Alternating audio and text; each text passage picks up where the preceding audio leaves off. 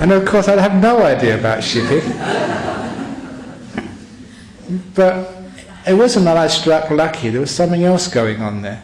And the second experience, I mentioned this a couple of nights ago in the retreat in North Perth, I think it was last night I mentioned this, was when, that after a Friday night talk here in Nollamara, I went over to the studios of 6PR, because there's a few people I know in there, and they'd always invited me to come and do one of these evening shows, the talk shows. And so, you know, I'm game for anything. I said, okay, I'll give it a try. So I went in there just, you know, after finishing here, get into the studio, because, you know, you finish here about 9:30, 9:45, or, you know, I made sure it was 9:30. So I got to the studios in the end of Hay Street. Yeah, I think it's Hay Street, in East Perth anyway. And got up there into the studios, and because I was, you know, pretty late, I got straight into the studio, headphones on in front of the microphone. And then sort of they introduced me to the other people in the show. And there was a lady sitting next to me, and she said, this is Dr. Gabriel Morrissey, who is the most prominent sexologist in Australia, who writes many books about sex. So it was only then when I asked, what show is this? And it was a show on adult themes.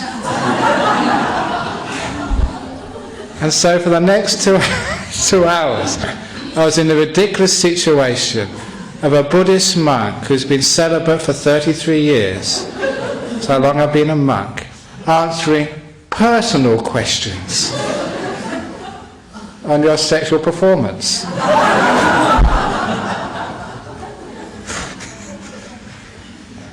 And I did very well. Because after half an hour, it's a 2-hour show, and they had breaks for sort of, you know, music and adverts. And after half an hour, all the questions, because when you do a phone call, apparently on this radio station, say, I have a question for, you know, Gabriel Morrissey, Dr. Morrissey.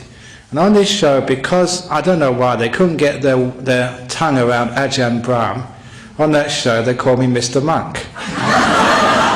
So it's a good bit of fun and games. And so I had all these callers coming in. We got a question for Mr. Monk. We got another question for Mr. Monk.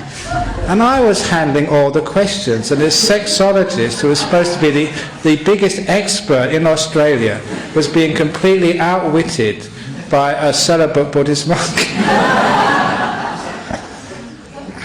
Now that's again one of those other true stories. And how on earth can a monk know about such things?